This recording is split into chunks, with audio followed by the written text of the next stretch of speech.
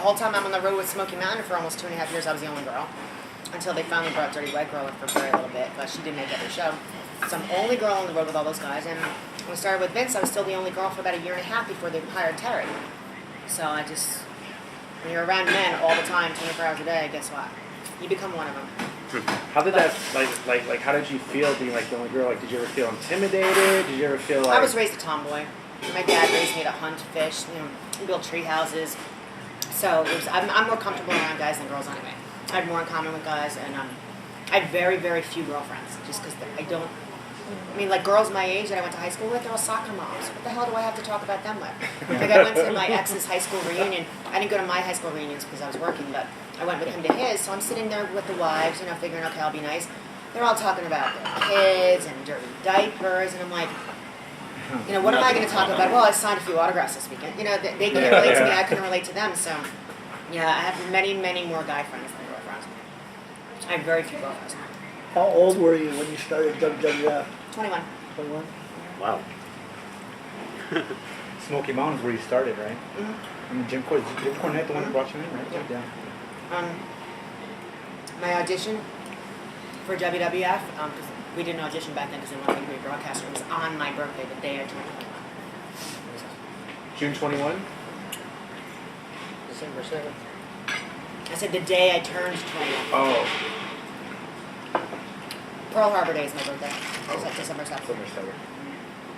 And I'm talking on meeting about 4 days After my birthday. Oh yeah? Sagittarius for me.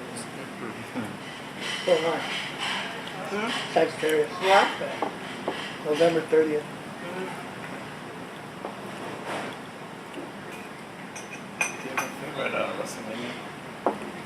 I don't remember what I did on the WrestleMania. Like, you guys know probably more than I do. Like I don't remember. See, to me, and to all of us, there's so many shows. They all just kind of roll together. It's just another show to us, Like I can't tell you what I did on WrestleMania 14. I really don't remember. Once you start talking about it, then I'll it'll refresh my memory. But I can't tell you what I did on any people.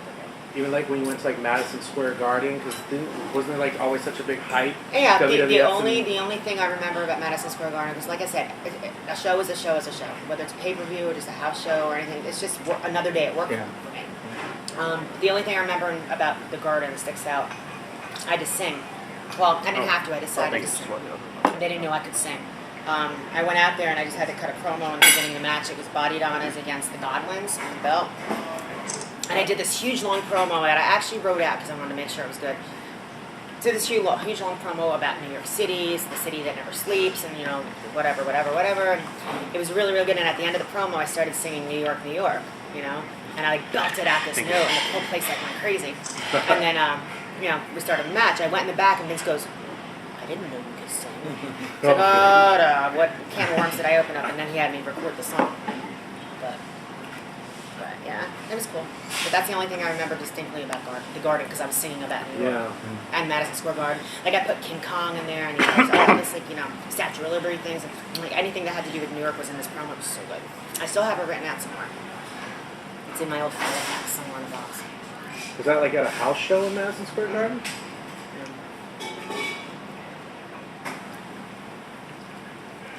Chris, is there anything you want to ask Sonny? I know you're a big Art Foundation fan. Todd, are you recording? You're falling out.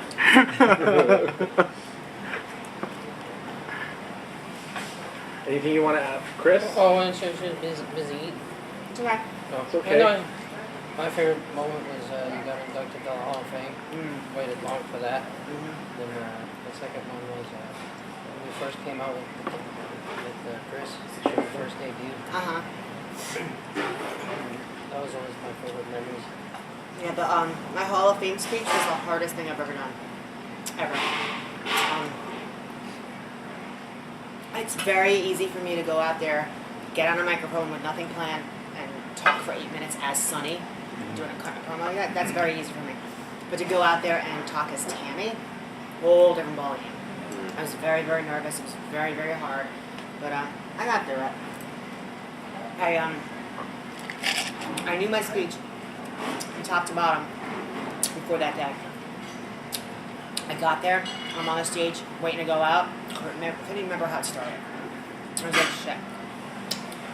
And then I remembered in my head, do what Cornette and Terry Funk always told me, just tell a story. So I went out there. I had no cards written down, but I didn't have my speech all on. I just had a couple of points. I didn't even have to look at them. I went out there and I said, okay, don't worry about your speech, just tell your story.